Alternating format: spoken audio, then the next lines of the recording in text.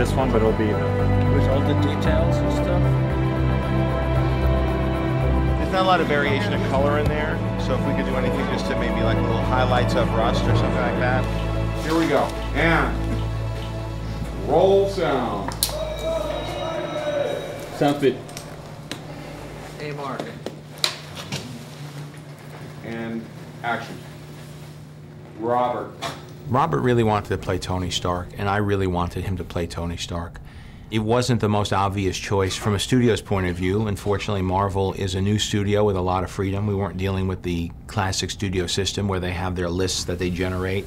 There was a lot of freedom to cast the best person for the role, because fortunately with Marvel movies, the image of the superhero is in fact the big draw, the big star.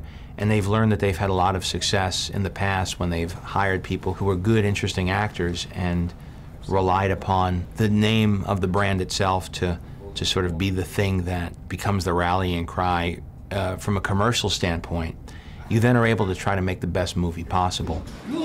How dare you refuse the great object of God? You're only alive because of his generosity. You are nothing, nothing! You understand me?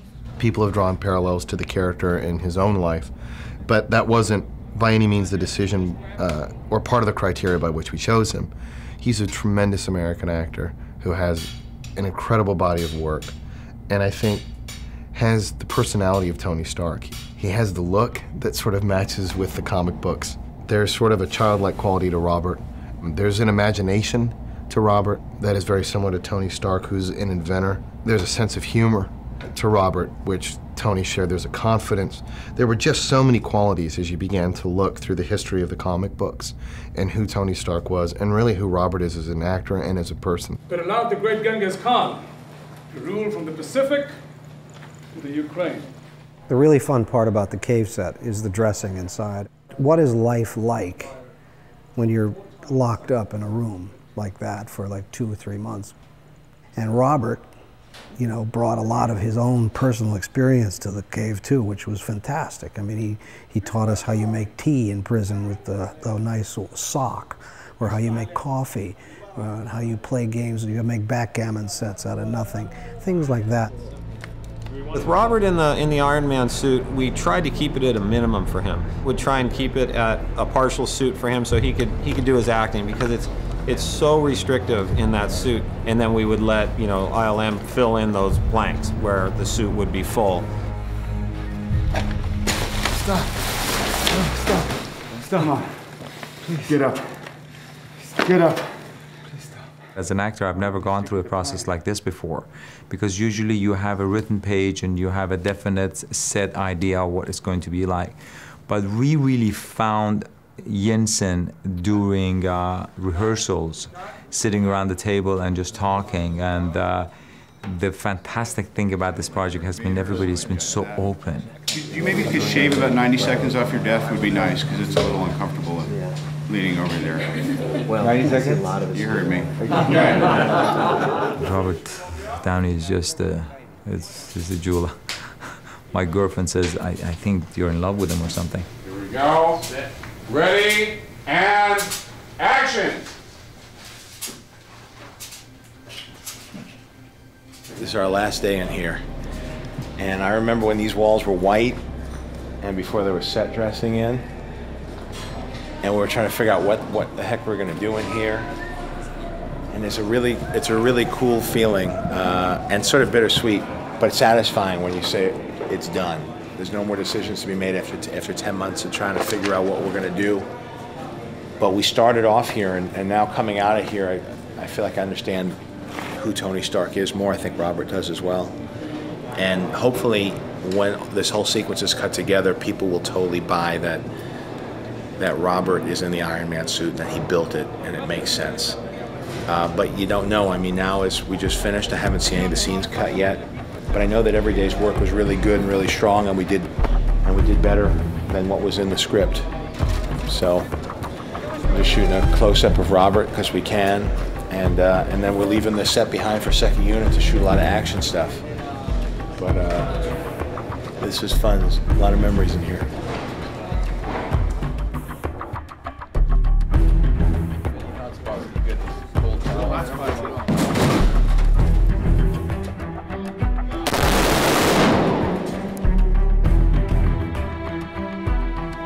in the Mark I suit was mostly Mike Justice. Mike is a strong, fit guy, and in the very beginning, he would be in it for a couple hours, and he literally was spent. It was so hard to do. I mean, imagine carrying around almost 100 pounds on your whole body and being asked to move around quickly and do fight scenes. But as he did it more, he got more in shape to do it, and there were days where he was in that suit, you know, 10, 12 hours. You know, at the end of the day, he'd go, man, I feel pretty good.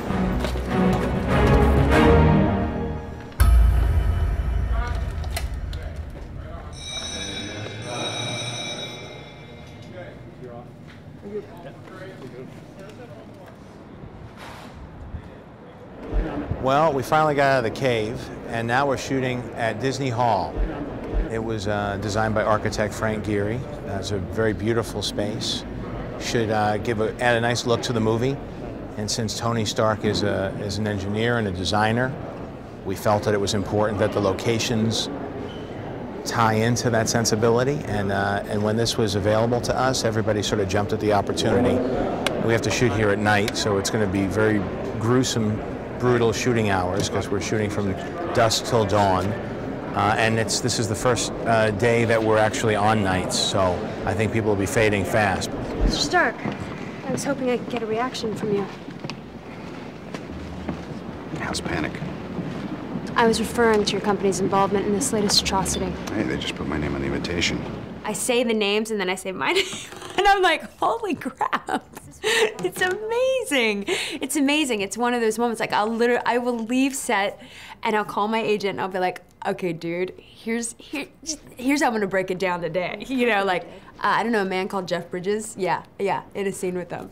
You know, so it's exciting. And like last week I was like, yeah, a scene with Terrence Howard and Robert Downey Jr. Yeah, check it. Like, it's so good.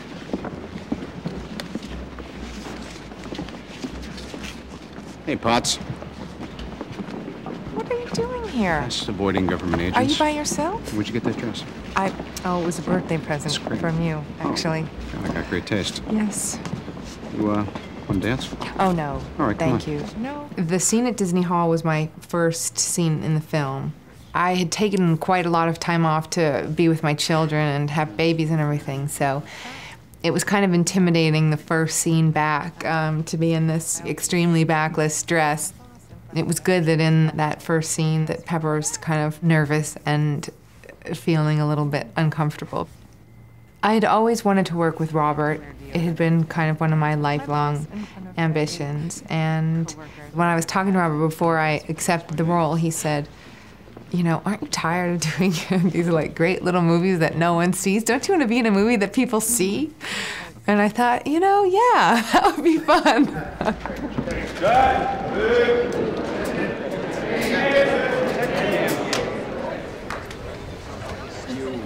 Greedy. That's too much. You're a greedy human being.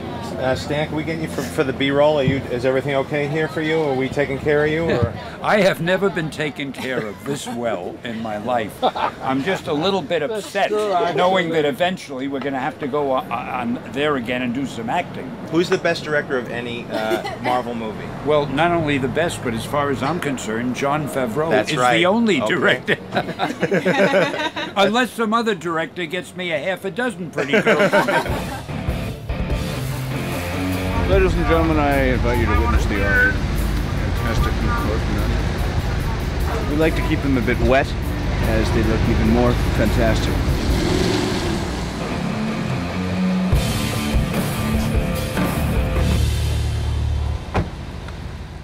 And action! How's it going, Hef? Oh, sorry. Thought you were someone else. It's okay. I get this all the time. Now then, so I get it right, probably. Cut.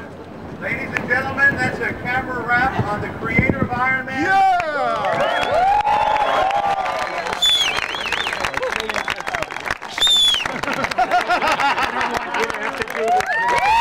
All right, Stan Lee.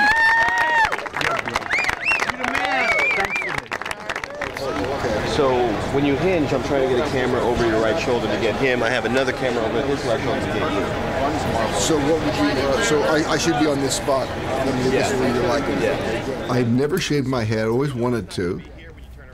I saw the comic book character there, and I said, oh, well, this, you know, I'll do this. I'll talk to John about it. And John says, well, don't feel like you have to shave your head. And I said, oh, really? You know, I kind of wanted him to say, oh, yeah, you got to shave your head, but he didn't. So we kind of chipped at it. You know, we kind of took it down steps at a time. And finally, you know, took the plunge and shaved it all off, and it felt, you know, the most Obadiah-like that way. Hey, what a surprise. I'm not going to say anything. Is that good? I got that. I'll see you inside now. All right, okay, yeah. And, oh, she's got a lot to talk about. Listen.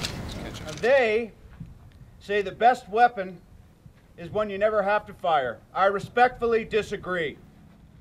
I prefer the weapon you only have to fire once. That's how Dad did it. That's how America does it, and it's worked out pretty well so far. Wide out the whole frame. Yes!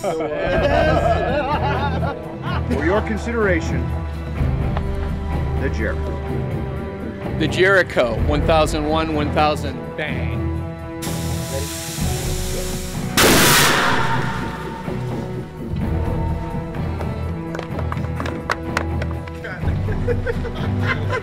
All right. I like the test.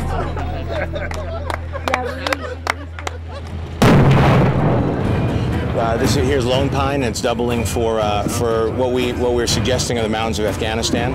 I think they did Gunga Din out here. I know they did a lot of westerns out here. This particular angle works really well for Afghanistan, but if you look different ways, different rock formations make you feel like you're out in the west. Here we're on protected land, so there are a lot of parameters that we have to observe to shoot here, but the trouble that we went through is well worth it because it really gives you a look like we traveled halfway around the world. When you get to work with the guys at the top of their field, you just go, okay, that thing's going to blow up in back of me, and I'm going to be okay. Or you get hit with like a little frag and everyone runs over because you're like, you know, the star of the movie, and you're like, my God, man, 10 years ago I could have gotten knocked off my ass and have stuff stuck in my skin, and people would be like, all right, back to one. Because if you're not down, then you're not out.